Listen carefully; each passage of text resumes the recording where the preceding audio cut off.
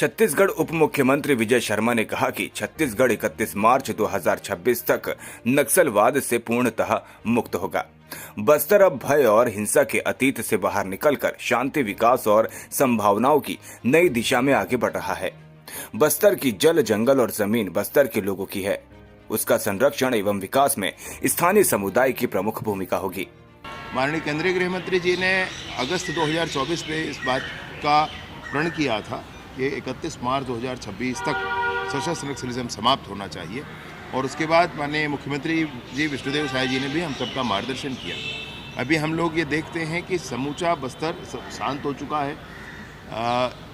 खबरधा, खैरागढ़, मानपुर मोहला, राजनांदगांव, गरियाबंद, महासमुंद और धमतरी, इन जिलों में भी नक्सलवाद का प्रभाव था, वह भी समाप्त हो चुका है। जो थोड़ा सा क्षेत्र बचा है वह भी समाप्त हो जाएगा। ये आर्म्ड फोर्सेस हमारे जवानों की भुजाओं की ताकत पर है और सरकार की बहुत सारी योजनाओं के आधार पर है। अब ये सब कुछ हो गया है। इसमें अब ये सोचना कि 31 मार्च 2026 की रात को क्या होगा, हैप्पी न्यू ईयर नहीं है भाई। मैं सोचता हूँ कि सबको समझना चाहिए इस बात को। अरे भैया, एहतियात तो उसके बाद भी बरतना है आपको, उसके बाद भी आपको ध्यान रखना है। पूरा चीज़ एक एक डॉक्यूमेंटेशन करके, फाइलिंग करके, मैपिंग करके एक एक व्यक्ति को वापस ले आने का काम। 3000 पुनर्वास हुए हैं 2 सालों में, 2000 लगभग गिरफ्तार हुए हैं 2 सालों में। इतनी बड़ी कार्रवाई हुई, 550 न्यूट्रलाइज हुए और उसके बाद ये 7,500-8 हज़ार का नक्सल संगठन समाप्त हुआ है। तो ये कम बात है। अब इस पर कोई ये कहे कि 31 मार्च की रात को क्या करेंगे, तो उनके मन में कोई हैप्पी न्यू ईयर है, मुझे लगता है। तो वहीं उप मुख्यमंत्री विजय शर्मा ने नगर पंचायत बोड़ला को 6 करोड़ की विकास कार्यों की सौगात दी। उप मुख्यमंत्री ने निर्माण कार्यों का भूमि पूजन और लोकार्पण किया।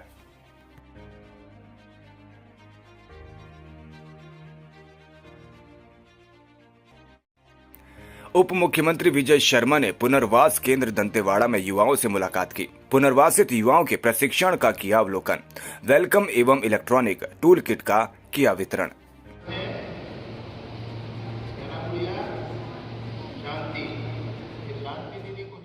छत्तीसगढ़ मुख्यमंत्री विजय शर्मा ने 4 करोड़ रुपए की लागत से सगदी नदी तटबंध निर्माण कार्य का भूमि पूजन किया। नदी में तटबंध निर्माण से सुरक्षित होंगे घर घर, बोले उप मुख्यमंत्री विजय शर्मा। ग्राम कोडार में 250 मीटर तटबंध का होगा निर्माण।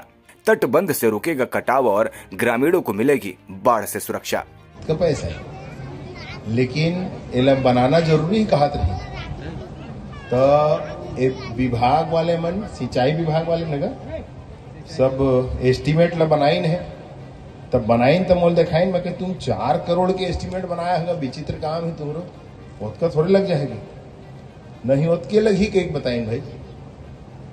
तब मैं कि हाँ बहुत दिन के तो लगे रहे काम में नहीं होत रही से हो जही तब बने तो के घर ला फायदा होगी है गांव भर लहे।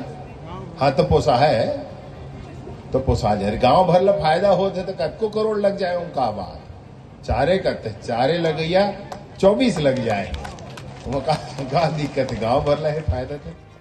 उप मुख्यमंत्री विजय शर्मा ने ग्राम जैतपुरी को दी 2 करोड़ 98 लाख रुपए के नवीन विद्युत उपकेंद्र की सौगात। केवी उपकेंद्र निर्माण की रखी गई आधारशिला। 12 गांव होंगे लाभान्वित। 5 MVA ट्रांसफार्मर और 3 नए फीडर से बढ़ेगी बिजली आपूर्ति की क्षमता। किसानों और 1750 से अधिक उपभोक्ताओं को मिलेगा स्थानीय विद्युत सुविधा का लाभ। छत्तीसगढ़ उप मुख्यमंत्री विजय शर्मा ने कहा कि स्वदेशी अपनाने से मजबूत होगी देश की अर्थव्यवस्था। उप मुख्यमंत्री विजय शर्मा ने कवर्धा में किया स्वदेशी मेले का उद्घाटन। उप मुख्यमंत्री विजय शर्मा ने स्वदेशी मेले में स्टॉलों का किया अवलोकन।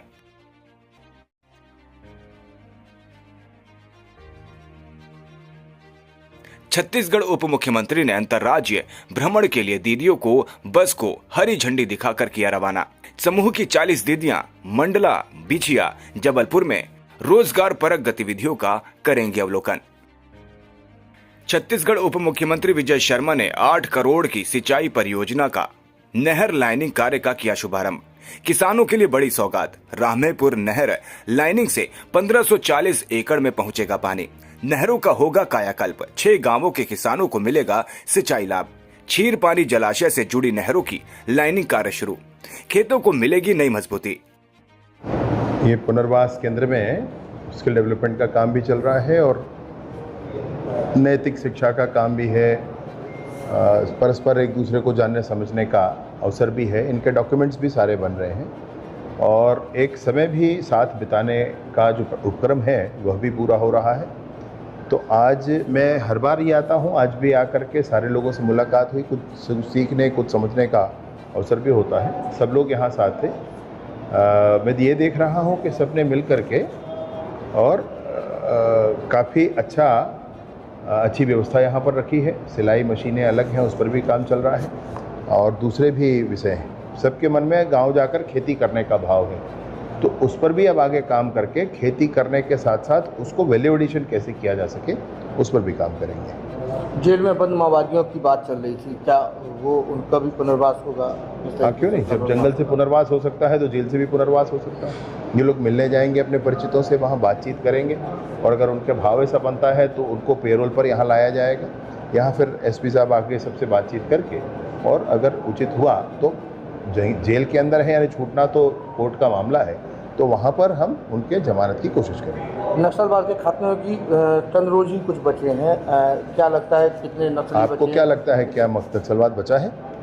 नहीं, कुछ चेहरे बचे हैं। मेरी आप एक बताओ। आखिरी था जो DKZC लेवल का, वो भी आ गया। इसके नीचे के जो भी हैं 25-30 कुछ लोग हैं, उसमें से एक ग्रुप ने आज पुनर्वास कर लिया, शेष और जा रहे हैं। नक्सलवाद के संगठन का नाम का कोई चीज़ अब बस्तर में बचा नहीं। जिनको थिंक टैंक कहा जाता है, गणपति मिश्र बेसरा वगैरह, ये तो बचे मिसिर नहीं। बेसरा झारखंड में है और गणपति किसी भी सशस्त्र अभियान के लिए मैं सोचता हूँ कि अब योग्य नहीं है, इसलिए वो काउंट होना नहीं चाहिए। मिसिर बेसरा जरूर काउंट करने योग्य है, वो झारखंड में सक्रिय है।